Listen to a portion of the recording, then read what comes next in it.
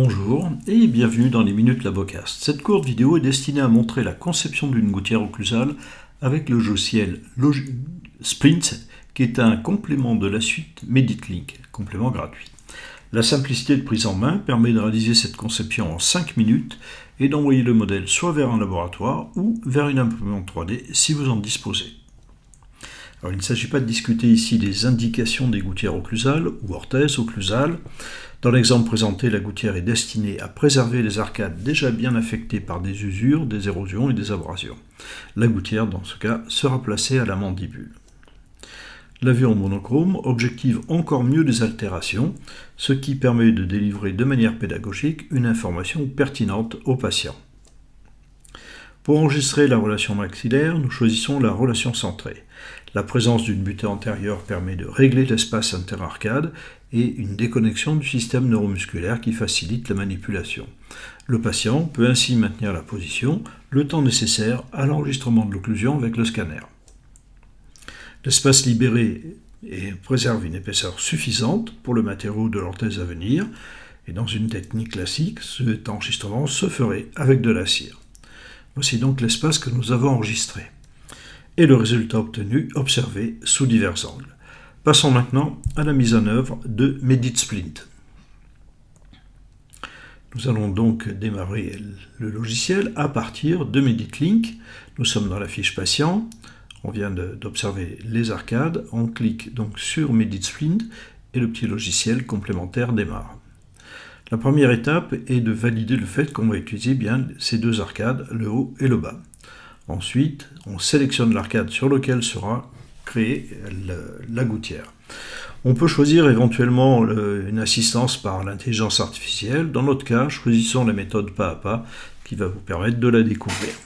La première étape est de supprimer de l'arcade mandibulaire les aimants de muqueuse qui ont été enregistrés mais qui ne sont pas nécessaires. Éventuellement, c'est important ça si on désire créer un modèle.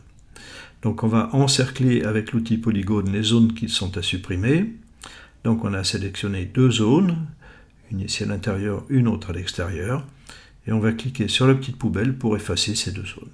L'étape suivante est de positionner le modèle dans le plan d'occlusion, en vue occlusale, et vous voyez dans la partie droite les différentes vues dans lesquelles ça doit se positionner. Ensuite, on confirme l'ouverture de l'occlusion puisque nous l'avons enregistré à la bonne valeur. Choisissons maintenant un axe d'insertion pour cette future gouttière. Donc, ce qui apparaît en bleu, ce sont les contre-dépouilles qui seront gérées de toute façon dans le logiciel et qui permettent à certains endroits d'avoir une rétention de la gouttière. Nous allons créer ce qu'ils appellent la surface interne, c'est-à-dire ce qui se plaque sur la mandibule. Ce sera la ligne de contour de cette surface interne. Elle est donc positionnée par défaut. Il est bien sûr possible, en agissant sur les petits points, de repositionner cette limite en fonction de vos choix. Donc on va la faire sans contact muqueux à l'antérieur, ici, c'est le choix qui est fait. Bien sûr, chaque praticien peut avoir des options différentes dans ce type de situation. En fait, il faut qu'il y ait un tout petit peu de contre-dépouille, donc au niveau des embrasures éventuellement, certaines souplesses pour l'insertion, et on essaye ici de ne pas avoir trop de limites ondulées. Donc voilà ce qui correspondra donc à l'intrado de la future gouttière. On va maintenant créer le matériau qui est situé entre les deux arcades. Voici donc ce matériau qui a été créé, et c'est à ce stade aussi qu'on va effectuer quelques réglages pour s'assurer du bon nombre de points de contact tels que nous voulons les définir.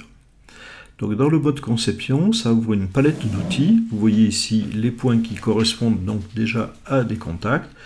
En ajoutant un petit peu de matière à certains endroits, on va tout simplement augmenter quelques contacts, sachant bien sûr qu'il faut que les contacts soient très discrets et servent simplement de calage contre le maxillaire. La mandibule devra se caler contre le maxillaire. Donc cet outil permet des retouches, ça ressemble un petit peu à l'outil gomme, il suffit de passer par-dessus, on peut régler la force de ce pinceau, sa taille, et on détermine la distance à l'antagoniste. Nous voyons ici qu'il y a un petit peu trop de contact, vu de l'intrado de la gouttière, On peut faire apparaître ou disparaître l'arcade mandibulaire. Et la création de la gouttière va ainsi se faire tout à fait automatiquement. Voilà la gouttière telle qu'elle a été conçue. On voit ici les indentements des dents maxillaires. Nous avons devant un rebord qui va permettre de faire un guidage. Cette conception est sauvegardée dans MediTlink et nous la retrouverons, comme c'est le cas dans toutes ces situations, dans les données supplémentaires. Dans la colonne de gauche, nous voyons qu'il y a Splint ici et on peut afficher ou masquer les différentes situations. Ceci peut être exporté dans un fichier STL, donc à destination du laboratoire, ou vers votre imprimante, si vous en disposez une au cabinet. On peut également créer un modèle avec le logiciel modèle Buller qui sera détaillé évidemment dans une autre vidéo consacrée entièrement à ce logiciel.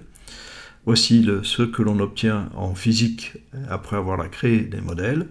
Et voilà le retour du laboratoire. Ici, cette gouttière a été créée par la Bocast, bien entendu.